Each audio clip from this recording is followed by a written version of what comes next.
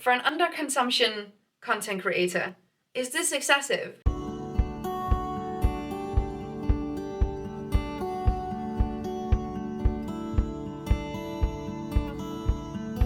Everybody, so guys, we're trying something new today, or I am trying something new today. There is a specific type of content that I genuinely dislike. And I think it might be the type of content I dislike the most, and it's the influencer PR unboxing videos. If you haven't seen them, let me try to explain what they're kind of about. So influencers get sent a ton of shit.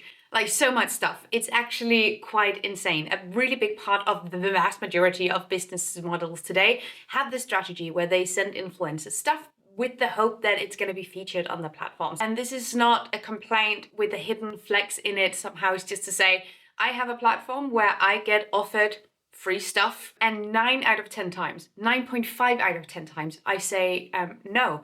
I have Temu in my DMs literally every week. I don't know how I can explain to them, but no, I just keep sending them the video I made about Temu, and it still doesn't work. I'm still on the list. I don't know what's happening. It's very much like, if it works, it works, but what the fuck? But sometimes I say yes if the gift, the brand, and everything related to it makes sense to me. If I know it's something I'm going to use, if it's a brand I can stand by, if it's with a message that I support, I will say yes. And that doesn't happen very often. But this past month, it has happened more than usual. I'm currently at a place where the right people reach out to me, and I love it. I will take the type of content that I despise the most and I will turn it into something that I like. So the reason why I hate the unboxing videos isn't necessarily because it's unfun to watch people unbox something. I feel like that tickles everyone's brain. Seeing people open something and reacting to it is fun.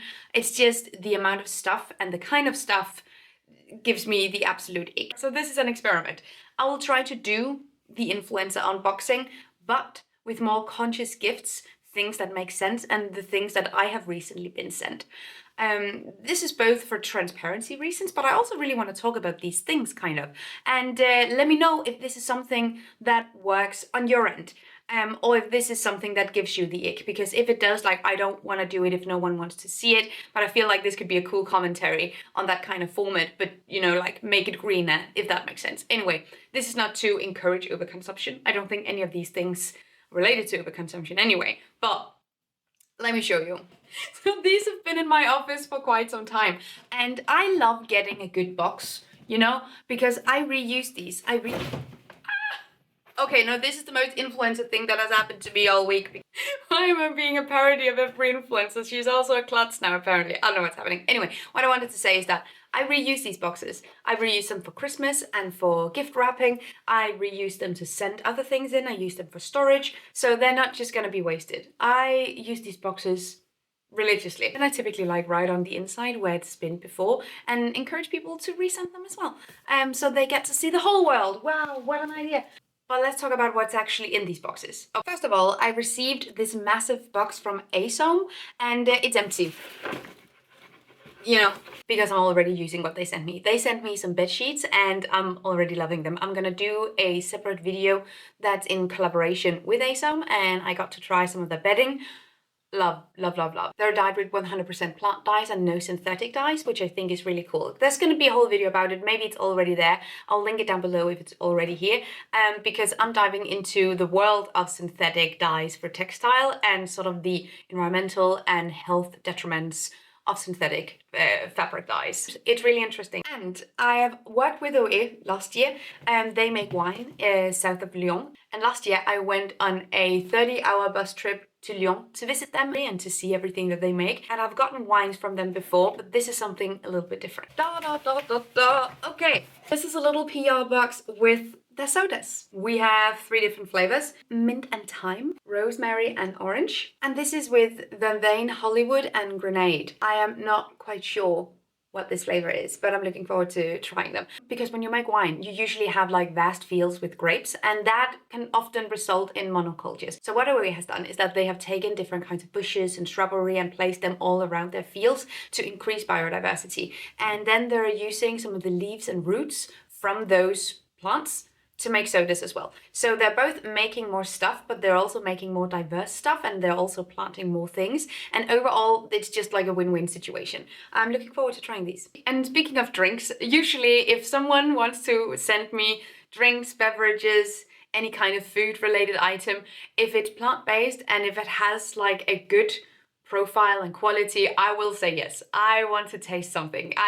This is my thing. Okay, and so I also got sent these sodas from Kado. It's a Swedish company, and these are made with fermentation. This is with strawberry and vanilla. And first of all, the packaging is adorable. It also states the carbon footprint on the can, 0.51 kilograms of CO2 per can. No added sugar, Nutri-Score B. Let's taste it. My straw. Ooh, brewed from avocado seeds. This is a bold, alcohol-free drink with real flavor and purpose. This is soda, it's a reset, and you're holding it. Oh my goodness. I can definitely see myself making like an alcohol-free cocktail with this.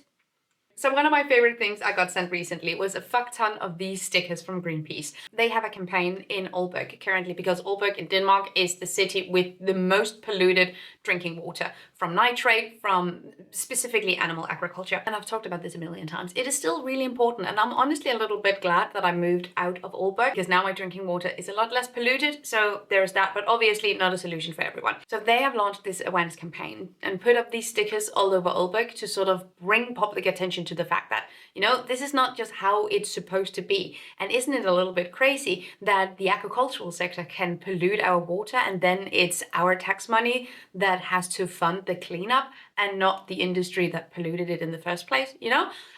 So I told them that this is a fucking amazing idea with these stickers. I love it. And they asked me if they could send me some. And I said, does the bear shit in the woods? Yes. So now I have these and I can go vandalize my local area. Activism PR.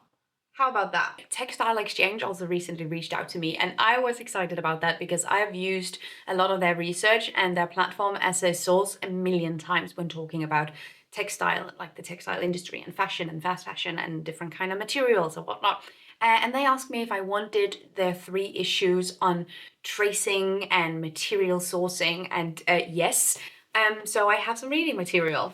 This is also the kind of PR I'm absolutely there for. They sent me 3 issues of a magazine that they have published about the people that make our materials.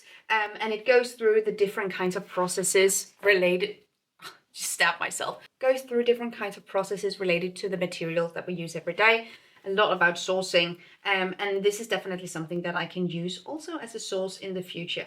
It tells the stories of the people that work in the textile industry, their stories and like what needs to happen, and this is fantastic. Moving on, we have a few things left. I'm excited because I'm going to use all this stuff. And obviously, when influencers and content creators in Denmark as well as in other countries get free stuff, you have to pay taxes of the things that you get. So nothing is ever quite free. I just know a lot of content creators do not actually do this. Just if it works, it works.